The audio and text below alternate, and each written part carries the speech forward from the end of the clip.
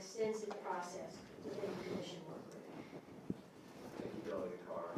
So in a nutshell, the problem we're trying to solve has come to us because of sort of online mills that provide documentation that there are people with disabilities that need a companion animal, and that allows them to have that in a residence in their tenancy without having to pay for that. For instance, yes, extreme, for instance, if I wanted to bring my reptile into my apartment, I can go online and get a counselor in California to say that I needed it there. And then the problem with that is that you may not have a relationship with whoever is behind the screen online that provides that documentation. This would shore that up, would close that loophole, if you will. And, are there questions of the patron at this juncture? House Bill 2006. Is there anyone who'd like to speak in favor of this legislation? Jeff Dixon, on behalf of the Virginia Association of Realtors and the Virginia Apartment Association, we very much appreciate the Housing Commission taking this bill up. I know that, as Delegate Carr indicated, there was an extensive negotiation process. This is version 11 of this bill. And so I will assure you that I believe that all the housing provider groups support the bill. I believe that there's no opposition to the bill currently, and at the same time, be happy to answer any questions. Thank you, Mr. Dix. Appreciate it. Anyone else? Thank you, Mr. Chairman, members of the subcommittee. Brian Gordon on behalf of the Virginia Apartment and Management Association and the Apartment and Office Building Association. The chairman mentioned some of these online disability verification mills that are out there. We actually decided to give it a shot and see how easy it was. And in 5 minutes online, just filling out our name and credit card information, I was actually able to have my assistant declared disabled and in need of a service bunny rabbit for her housing. So she had a doctor's note from a doctor in California alleging that she needed this for her disability. This is something that we obviously a practice that we want to end in Virginia, so we ask for your support. Thank you. Good afternoon, Mr. Chairman, members of the committee. I'm Tyler Craddock, and I'm here on behalf of the Virginia Association of Housing and Community Development Officials, as well as the Virginia Manufactured and Modular Housing Association, both of whom I represent and both support the bill and encourage its passing. Thank you. Anyone else in favor? Anyone else in opposition? Hearing none. Mr. Chairman, I have a motion. Delegate Grissom. Mr. Chairman, I move your report, House Bill 2006. We have a motion and properly second to recommend reporting House Bill 2006. Any discussion on the motion? Hearing none. All those in favor indicate by saying aye. Aye. Aye. All opposed? Thank you very much. Measure is recommended for reporting. Looking for other patrons. We do have Delegate Bowles. Would you like to proceed with your measures? You can do it from there or from the lectern. No, I'll be happy to do it from here if that's okay with the chairman. The first one I want to bring up, and at the end, what I'm going to ask is that we gently lay this on the table, but I wanted to take a couple moments with the chair's concurrence to let you know what I'm trying to do, because I'm strongly suspecting that this is going to come up next year. So this is 1553. And so just to give you a little bit of background, a typical, all homeowners associations fall under the Property Owners Associations Act. Most of them also fall or incorporated under the Non-Stop Corporation Act. And so that's very important because there are powers under the Non-Stop Corporation Act that you don't have under the Property Owners Association Act.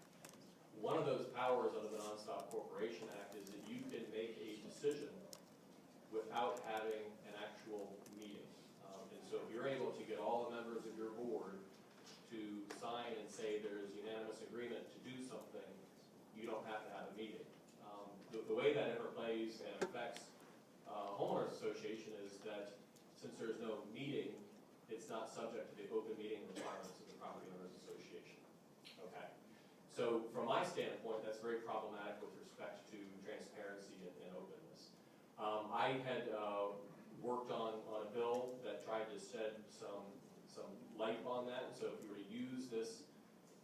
authority under the Non-Stop Corporation Act, that the next meeting, you had to put that into your agenda, you had to put it into the packet, you had to have members had a right to go ahead and speak to that. I'm very aware that there's a lot of interest in different approaches to this. And so I'm not quite sure that we can do that within the short period of time that we have in session. And so the better part of valor, I don't want to put anything in the books prematurely, and that's why I'm asking to have that put on the table. But I appreciate the subcommittee listening to the background of that, because I think anybody who has got HOAs in their districts, this is an important issue. Thank you, Delegate Bull.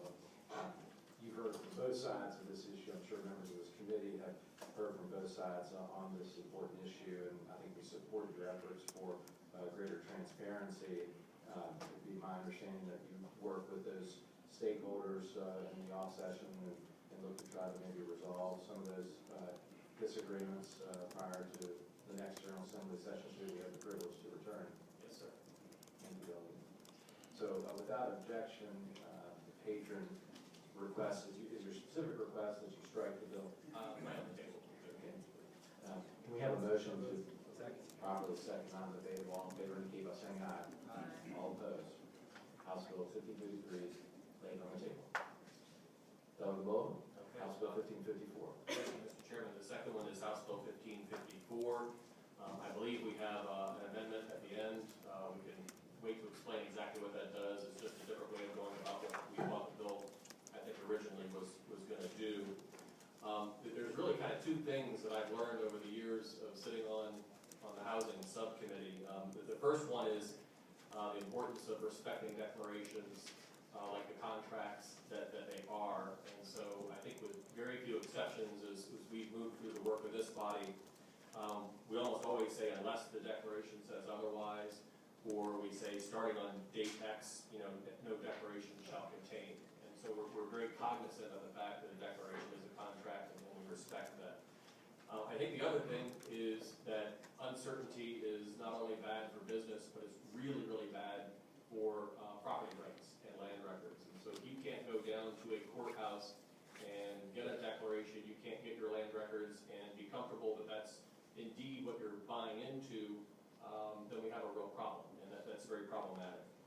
This bill deals with both of those issues, and so I actually have some background in case you're interested in thumbing through it, but back in 2008, there was a case in Williamsburg where the HOA passed amendments to their declarations in accordance with their actual documents, and so they went through the proper steps and procedures in accordance with their actual declaration.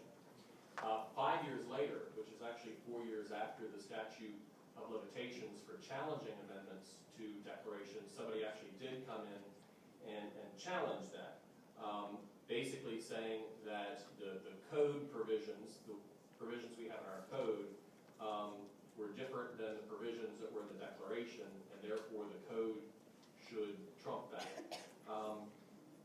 That's problematic for a couple different reasons. And so number one is, while I think the language in the code right now is inartful, I don't think that we meant for the code to be able to trump a legally put in place declaration, a contract. The other part that is very problematic is what the Supreme Court found in this case is that the statute of limitations starts from when the amendments to the declaration are actually perfected, put in place, not when you actually make them in good faith. And so put it this way, so you go ahead and put in and vote on the declaration, you do everything that you think is absolutely proper, and you think that the time for doing that starts at that point. If that's not the point at which you can have the statute of limitations, pretty much statute of limitations goes forever and ever and ever. And so somebody can find something 20 years from now, and that has the potential to go ahead and put your land records in absolute chaos. And so there has to be certainty with respect to those land records. And so what this does is really three things. It clarifies in the act that that your governing documents are the ones that rule, unless they're silent. And in that case, the code goes ahead and takes preeminence. It clarifies that the amendments can't be challenged more than 1 year after they're actually recorded. And so that protects people who do this in good faith. And then also confirms the validity of amendments made prior to this bill. And that's what I think provide safe harbor for people who've gone through this process, and that they don't find themselves open to challenges 5, 10, 15, 20 years down the road if they thought they had gone through all the proper measures in accordance with their declarations. And so, Mr. Chairman, that's the substance of the bill that you have before you. Before we entertain public comment, are there questions of the patron from members of the committee? So the act would basically be capital where there isn't anything. It's silent. Exactly, Mr. Chairman. And so if the declaration has very specific provisions about how to amend the declarations, that rules. If they're silent, then the Code of Virginia would fill in those gaps, and that's traditionally how we've always treated covenants and declarations. Thank you, Delegate. Let's hear from folks who are in favor of this legislation. Good afternoon, Mr. Chairman. My name is Jeremy Moss. I'm Chair of the Virginia Legislative Action Committee of the Community Associations Institute. CII supports the bill. Thanks to Delegate Goldberg for bringing this forward. Did a very good job of describing what the bill does. But again, we support the bill. We do have one amendment we'd like to discuss. I think Mr. Russ will bring that forward to discuss how this will be applied retroactively. And Maria, at this point, do you have the amendment that you can distribute, or maybe Mr. Russ will bring it to us? Okay. Can we do that now so we can entertain any comment that might be relevant to that amendment in the bill as amended? Okay. So we're going to distribute the amendment. Just give us 1 second. And the patron is willing to accept this amendment? Yeah, consider it friendly. Friendly amendment. So we will adopt this amendment without objection based on the patron's request.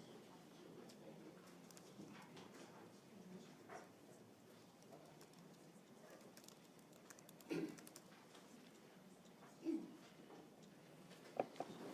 Would you like to comment on this amendment now and the bill as a whole? Mr. Chairman, I'll comment briefly. The amendment is intended to clarify the retroactive application of the statute. Delegate Goldberg mentioned there are a number of associations that have amended their declaration pursuant to the provisions of that declaration. We want to ensure that the land records are clarified with respect to really those amendments.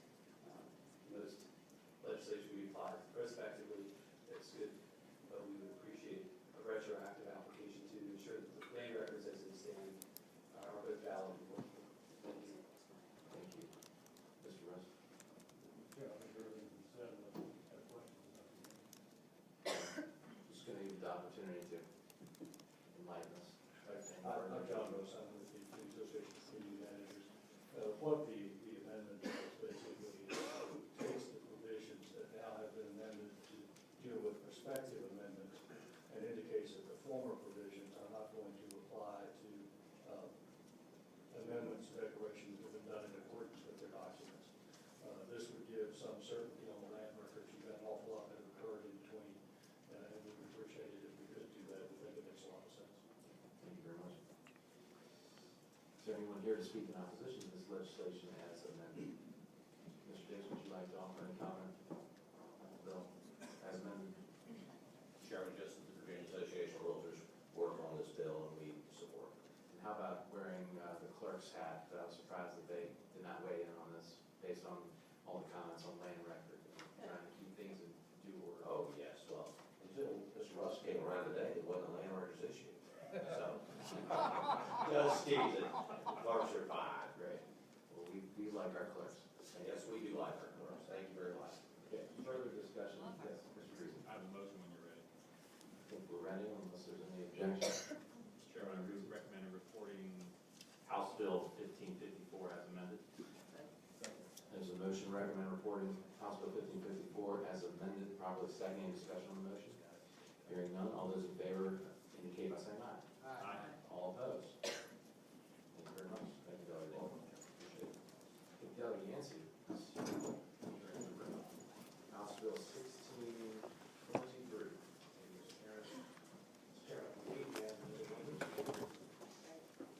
Is there an amendment to the bill that you would like to offer? Yes, Mr. Chairman.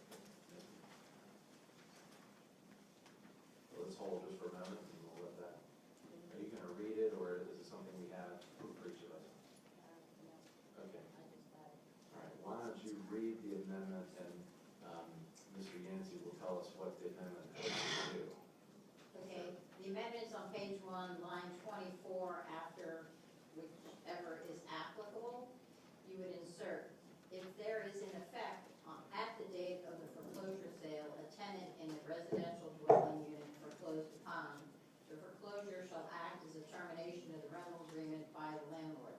In such case, the tenant may remain in possession of such dwelling as a month-to-month tenant on the terms of the terminated agreement until the new owner gives notice of termination of such month-to-month tenancy.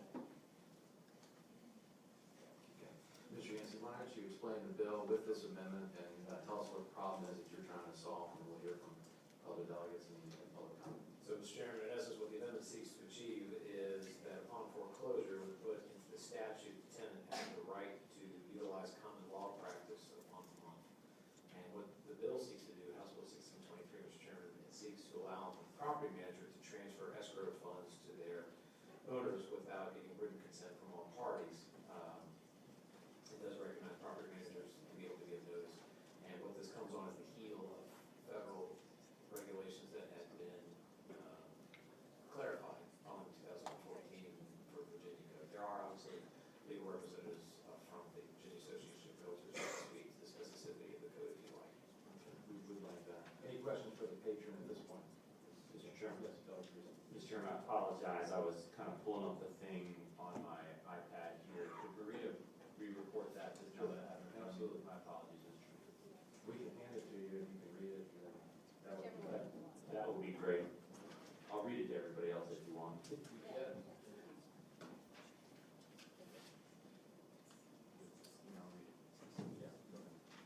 All right, let's hear from Mr. Dixon. Thank you.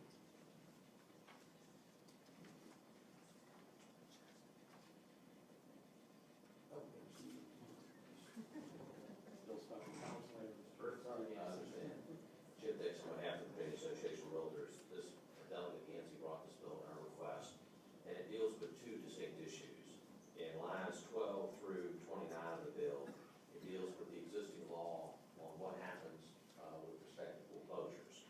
And under that circumstance, in lines 25 through 29, the federal foreclosure law expired and sunsetted on December 31st of 2014.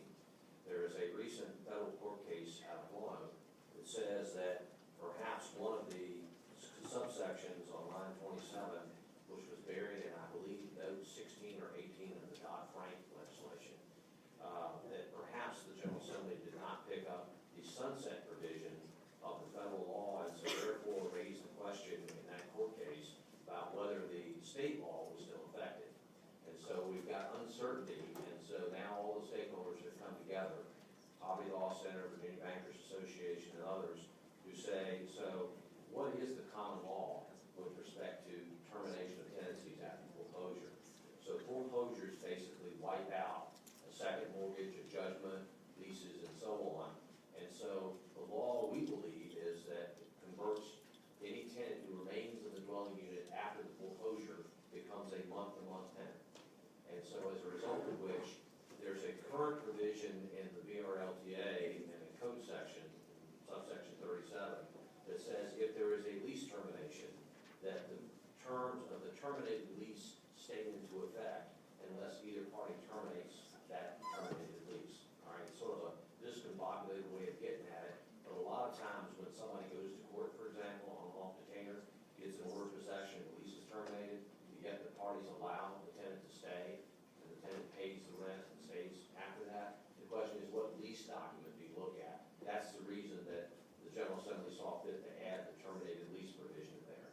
So the language that is in the amendment in lines 25 through 29 leaves the stricken language, takes out the Federal Foreclosure Act, that basically says the tenant will be on a month-to-month dwelling unit, a month-to-month lease on the same terms as the old terminated agreement. Lines 30 through 38 deals with a little bit different set of circumstances. It has nothing to do with foreclosure. What it has to do with is that under real estate licensing law and under the current law, if a property manager is holding a security deposit for the owner and the owner sells the property to a new owner, then it's the owner's responsibility to transfer the security deposit from the old owner to the new owner. There's no provision property manager is holding this, will the property manager get notice and say, the owner says, give me the security deposit so I can transfer it to the new owner at settlement. That's all that lines 30 through 38 do. Don't believe there's any opposition to it at all. Mr. Chairman, I have a question. Sure. Go ahead, please. Mr. Dix, thank you for that explanation, very helpful. Is there a time frame associated with the transfer of the security deposit from point A to point B under the new language? Mr. Chairman, I'd say the reason there's not, and the reason there's not is because oftentimes, this is one of these afterthoughts where the settlement agent, either a lawyer or a non-lawyer settlement agent, says to the seller, hey, look, you have a security deposit, since you have a tenant in the dwelling unit, you have a security deposit that needs to be transferred to the buyer. And that's when the settlement agent contacts, or the paralegal contacts the owner and says, who's holding the security deposit? And they say, well, it's Chip Dix at ABC Realty, and that's why we didn't include a time frame, because a lot of those things come up at the last minute. Mr. Chairman, follow on. Is there another scenario on the opposite side of that example that suggests everything's been done and then some bad actor along the way doesn't transfer the security deposit accordingly? Should there be a reasonable time frame that the expectation that after all these triggers have gone through, that there would be a definitive time where the transfer would have to have occurred? Mr. Chairman, I say the delegate Reese, in the current law, both in the Virginia Residential Landlord Tenant Act and then the Virginia Landlord Tenant Act, which hopefully in a couple of years, and Delegate Jackson Miller's bill, which will come before this subcommittee here in another week or so, hopefully that bill eliminates this distinction. But what it basically says is that every buyer of a residential property with a tenant is responsible for handling the security deposit disposition, whether or not that buyer actually gets the security deposit. So there's a protection there for the tenant. And a lot of these things, I would say, Delegate Reese, are handled by contract, and as a result of which, trying to have a uniform provision of the code didn't make sense to the stakeholders, which is why we didn't put a time frame in there. Mr. Chairman, I thank you, gentlemen. Thank you. So further questions of Mr. Dix while she use up the left hand? Hearing none, is there anyone else in favor of this legislation? Thank you again, Mr. Chairman. Brian Gordon on behalf of the Virginia Apartment and Management Association, the Apartment and Office Building Association, we do support the bill. Thank you.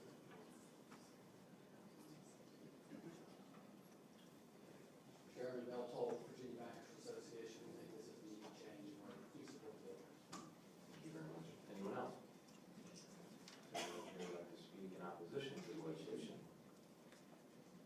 Delegate Reese, would you like to move that amendment? Yes, sir, Mr. Chairman. Move the amendment. Is there a As second? reported. Any discussion? Without objection, it's adopted. Bills before you as amended. We have a motion to recommend reporting House Bill 1623 as amended. Probably second. Any discussion on that motion? Hearing none. All those in favor indicate by saying aye. Aye. All opposed? Thank you, Delegate Ginnison. Thank you, Chairman, for the members. Delegate Marshall, Chairman of the Virginia Housing Commission. Yes, good afternoon. Thank you. So I think Maria has an amendment, J4. At least I've been told it.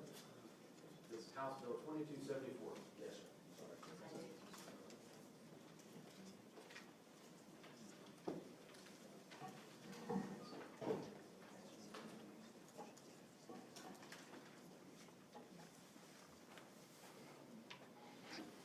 Mr. Chairman, Yes.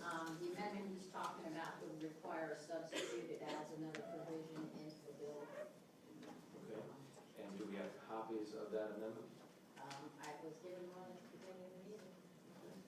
Do we want to take this by temporarily or for the week? Chair, I could. I can't. Yeah, it looks like a lot of language there that would be adding and having a substitute that would be considered. Mr. Chairman, I would say Not doing actually, any harm, but actually the language is just, one sentence at the very end of the code section. I just can see it from here. It looks like a page and a half, so. Well, yeah, it's the whole code section, and it's just added, but whatever you want to do. Okay, so tell us what it's adding, please. Mr. Chairman, it would add a new section that deals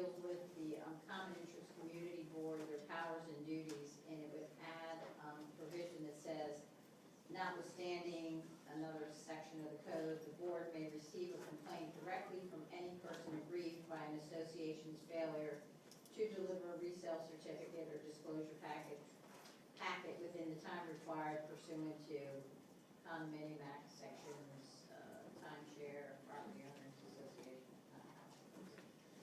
Thank you very much. Why don't Delegate Marshall tell us what the bill does, and then we'll read that into what he's attempting to do, and then we'll see whether we want to move forward with it, with a substitute that would be prepared for full committee. Charlie Marshall. Okay, thank you. HB 2274 makes revisions to the Virginia Condo Owners Association Act. When a seller enters into a real estate purchase contract with a buyer of a residential real property that is subject to the Condo Owners Association, the seller requests a resale certificate from the association, and the association is required to deliver that packet to the seller within 14 days of the request. The seller then, in turn, delivers the certificate to the buyer, who has a 3-day right of rescission.